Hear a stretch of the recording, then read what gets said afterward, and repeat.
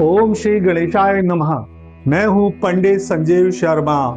आज हम बात करेंगे उस महापर्व की जिसे शास्त्रों में संकटों को हरने वाली चतुर्थी यानी सकट चौथ कहा गया है। माघ मास की कृष्ण पक्ष की चतुर्थी जिसे हम सकट चौथ, संकटा चतुर्थी या तिलकुटा चौथ कहते हैं, आने वाली है। यह दिन हर माता के लिए उसकी संतान की सुरक्षा का कवच है। लेकिन 2026 की शुरुआत में ही एक बहुत बड़ा भ्रम फैल गया है। लोग पूछ रहे हैं कि व्रत 6 जनवरी को रखें या 7 जनवरी को। आज इस वीडियो में शास्त्र सम्मत प्रमाण के साथ आपका यह भ्रम दूर करूंगा।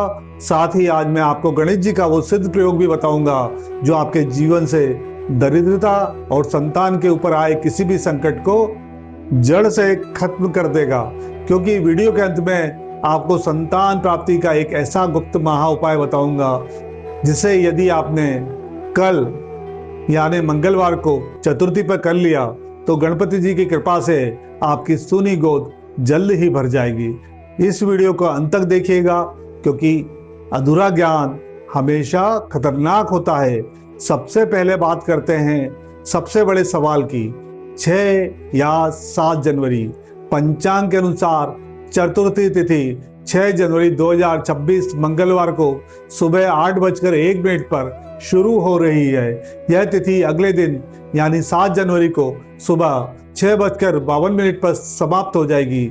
शास्त्रों का स्पष्ट नियम है, चंद्रोदय व्यापिनी चतुर्थी यानी संकष्टी चतुर्थी का व्रत उसी दिन रखा जाता है जिस दिन रात में चंद्रमा उदय हो रहा है। क्योंकि 7 जनवरी की रात को चतुर्थी तिथि नहीं होगी, इसलिए देश भर में सकट चौथ का महापर्व 6 जनवरी मंगलवार को ही मनाया जाएगा।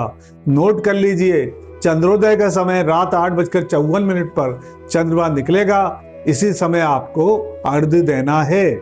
सकट चौथ पर मंगलवार का यह महासयोग क्यों है इतना खास, अब ध्यान से सुनिए।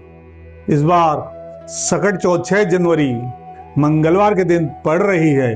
शास्त्रों में जब भी मंगलवार के दिन चतुर्थी तिथि आती है तो उसे अंगार की चतुर्थी का दुर्लभ नाम दिया जाता है। मंगल के दिन गणेश जी की यह पूजा साक्षात हनुमान जी और गणपति जी की संयुक्त कृपा दिलाती है। यदि आपके जीवन में मंगल दोष है, जमीन जायदाद का विवाद है या कर्ज का भारी बोझ है तो मंगलवार के इस विशेष दिन पर की गई पूजा का फल 100 गुना बढ़कर मिलता है। इस ज्योतिषी विधि से करे पूजन, जाग जाएगा सोता हुआ भाग्य। सकट चौथ की पूजा एक पवित्र और महत्वपूर्ण परंपरा है जो शुभ फल देने वाली मानी जाती है। यदि आप इस विधि से पूजन करते हैं तो भगवान गणेश की कृपा से आपके घर में सुख, समृद्धि और मंगल का वास होगा। सबसे पहले सुबह स्नान करके साफ वस्त्र पहने और हाथ में जल व चावल लेकर व्रत का संकल्प लें। शाम को पूजा के समय एक लकड़ी की चौकी पर लाल कपड़ा बिछाएं और उस पर गणेश जी की प्रतिमा स्थापित करें। गणेश जी को गंगा जल से स्नान कराएं, नए वस्त्र पहनाएं और फिर सिंदूर व चंदन से उनका सुंदर श्रृंगार करें। भगवान गणेश को 21 दुर्वा की गांठें और शमी के पत्ते अर्पित करें क्योंकि यह उन्हें अत्यंत प्रिय हैं। गणेश जी के सामने घी का दीपक जलाएं और फिर तिल व गुड़ से बना हुआ पारंपरिक तिलकुटा का भोग लगाएं। हाथ में तिल लेकर सकट चौथ की व्रत कथा सुने या पढ़ें क्योंकि कथा के बिना पूजा अधूरी मानी जाती है। कथा के बाद गणेश जी की आरती करें और उनसे अपनी भूल चूक के लिए क्षमा मांगे। रात को चंद्रोदय होने पर चंद्रमा को अर्घ्य दें। अर्घ्य के जल में थोड़ा दूध और अक्षत मिलाएं। चंद्रमा को अर्घ्य देना इस व्रत का एक महत्वपूर्ण भाग है और शुभ फलदायी माना जाता है। अब हम जानेंगे संकट चौथ का महा उपाय, संतान की रक्षा और संतान प्राप्ति के लिए। अब ध्यान से सुनिए उस विशेष प्रयोग की जिसे 2026 के इस मंगलकारी संयोग पर करने से भगवान गणेश आपकी हर पुकार सुनेंगे। यह प्रयोग 2 स्थितियों में रामबाण की तरह काम करता है। संतान प्राप्ति के लिए, अगर आपको संतान सुख चाहिए तो इस दिन भगवान गणेश को 1 सुपारी और 21 दुर्वा अर्पित करें।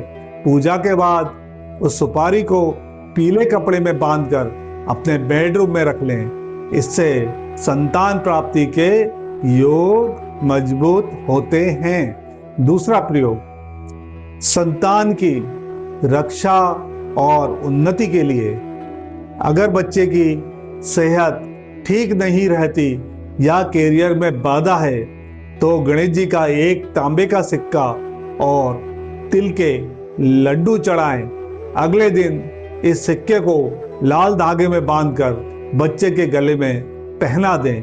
यह एक सुरक्षा कवच की तरह काम करेगा।